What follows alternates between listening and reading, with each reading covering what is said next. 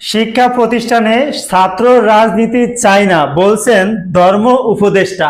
কতটা হাস্যকর হলে এরকম কথা মানুষ বলতে পারে? প্রিয় বন্ধুরা, স্বৈরাচারী শেখ হাসিনাকে তাড়াতে হয়েছে একমাত্র ছাত্রদের কাঁধে ভর করে। এরশাদের মতো স্বৈরা শাসক, যিনি এরশাদ বিরোধী আন্দোলন করেছেন যারা, তারা সবাই ছিল আপনার ছাত্র। এই ছাত্ররা যদি রাজনীতি না করে, আমরা পূর্বে বহুবার দেখেছি যে কিছু কিছু দলের নেতাকর্মীরা ছাত্রদের কাঁধে ভর করে আপনার ক্ষমতায় আসে।